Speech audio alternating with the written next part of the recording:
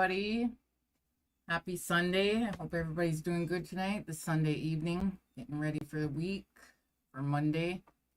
How do you like that weather? It's cool.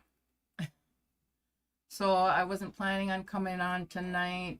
I was, um, but just to stay consistent and share, I'm going to try and come on at 7 o'clock on nights that I can, other than the nights I work. So tonight's episode, this is, I'm sorry, my name is Trinity, and this is the Jezebelle Trinity podcast.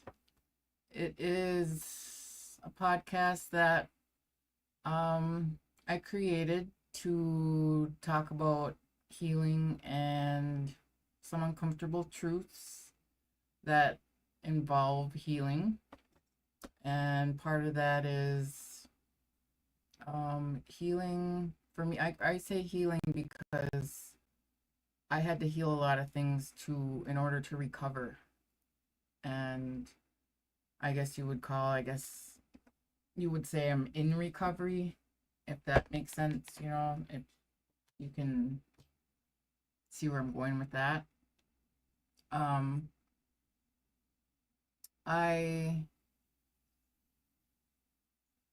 tried recovery. I tried like the 12 steps a long time, and I could never really get it until I started working on myself, looking inward, and being honest with myself and the things that I didn't like. And I just wanted kind of to go share tonight about, I shared a little bit about anger, how I overcame anger. Well, it's practice. It's a daily practice, but it gets easier. I didn't like myself being angry all the time. And I kind of wanted to go with another hard thing was worrying about what people thought and what they said about me, what they thought about me, what they said about me. Because in my eyes at that time, or in my mind at that time, it was like what people said and thought about me was my identity. So if somebody would say shit about me or think that I was a liar or a thief or a drug addict, I would internalize that, and that's who I would believe I was. And when you realize that you can't please everybody and you can't change the way people think, it kind of shakes you to your core to really look at yourself, And I think it was when I got locked up, went to prison, was when I realized that nobody else, their opinions, their thoughts, their labels, their words didn't affect my life. And how they thought about me wasn't going to provide food on my table. It wasn't going to put food on my table. It wasn't going to get me to where I wanted to go, at the end of my life. Whose expectations am I going to live up to? Myself, theirs, outside opinion, or creators? And spirituality for me is living a good life, knowing that something is greater than me, that controls everything, including me. And where I was going with that was not caring. How do you turn that around? How do you not care what people say about you? How do you not care what people think about you? And that starts by trying to find out who you are. And finding out who you are is very uncomfortable. And when I first began my journey, my healing journey, I did not like who I was. I was very ashamed. I carried around a lot of shame. and I couldn't forgive myself. So when I started to allow myself grace, tell myself that I'm human, that nobody's perfect, that everybody, if you want to learn how to do something, you're not going to get it right away. You know, it takes practice. Anything that's worth anything takes hard work, takes practice. You know, like learning how to write, learning how to talk.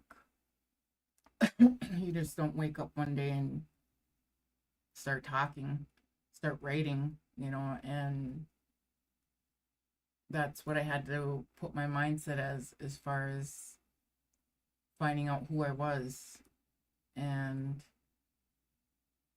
making space for who I wanted to become.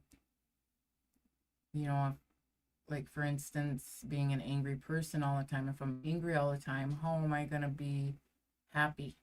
So starting to come to terms with anger and taking accountability for myself, um, started to take the anger away. And when that anger started to go away, that left more space for other things like happiness and joy. And how do you not let what people say to you affect you or how you feel? That takes practice, you know, a lot of mind, a lot of thought, talking to yourself, self-talk, and reminding yourself of where you came from, what you had to go through. And nobody can understand what you had to go through to make the decisions that you made to be where you're at. And unless, you know, I remember somebody calling me a convict. How would you like it if I called you a convict? And I'm like, you can call me whatever you want, and you ain't gonna offend me. You know what? You just kind of gotta look at who is saying it to you and where they're coming from. Are they coming from a place of hurt? Are they coming from a place of anger, resentment, unhealed? Haven't done as much work as you. So that's, when you've done the work, you can take the higher road. The higher road is the one less traveled. And yeah, so if you can stop and think of what that person's calling you, like, call me a junkie. Yeah, I can own that. And I'm not gonna let my emotions cause me to react. And that comes with practice also, as if you're doing the work to get comfortable feeling again. We were just talking tonight. I attended a smart recovery meeting, and going back to the beginning of the healing journey, it just reminded me of when going from being numb, not feeling, not wanting to feel, and having everything bounce off you, not feeling, being tough, to healing those feelings, to actually feeling those feelings, becoming vulnerable. It's really uncomfortable. I mean, feeling hurt, owning that hurt. Vulnerability has been looked at as a sign of weakness, when actually it's a sign of strength, because you gain true strength from being vulnerable and overcoming that and owning it in the right places. There are guidelines to becoming vulnerable in the right places or the right reasons, and I'll have to post those. I did a post on guidelines to when being vulnerable is okay, so I'll have to share that. But I just wanted to kind of touch base tonight with you, everything that you're working on, your healing, your recovery, your sobriety, your path, your unique journey. It's yours. And, no matter what people think, no matter what people say, it it's your journey, and however you do it is right. Just like your emotions that you feel are never wrong. Your emotions aren't wrong. They're yours. You own them. What you do with them is what gives you strength and like control over yourself, because we only can have control over ourselves, our thoughts, our reactions, responses to the things around us. And I love thinking, or the reminding myself, like, if I don't have control over myself, how do I expect to control things around me? So, and that comes to another episode that will be shared upon, is how to let go. How do you let go of things? How do you let go of um, things that are weighing on your mind that you don't have control over? So yeah, we will probably do another live later this evening. Waiting for my co-host. I know I told her that we could go ahead and have dinner and do it later, but I'm trying to be consistent at 7 o'clock. I'm trying to find the days do it also. We're working together to bring some good content and some guest speakers on, and bring in more information out there to you, to empower you guys on your journeys of healing and rising together. We are rising together.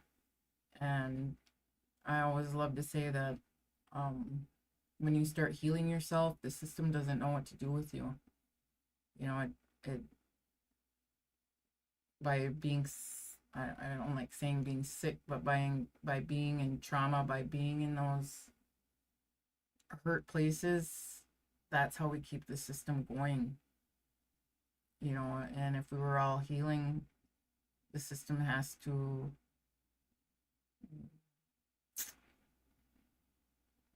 redo itself, just shifting the paradigm. But I appreciate you guys for walking with me tonight. Me Witch for walking with me tonight. And join us again, maybe later this evening, but definitely tomorrow night at 7. The Jezebelle Trinity, with Trinity and co-host Wildcat. She's usually here. She's also always has a lot of good things to say, good input, and healing our voices. We do all have voices, and your voice matters. Your story matters, and that's why we're here, is to empower our brothers and sisters out there to rise and speak your truth, own your truth. Alrighty, guys. Peace, love, 100% respect. Emmy Gwitch for walking with me, us. You guys all have a good night, and I love all of you. All right. Good night.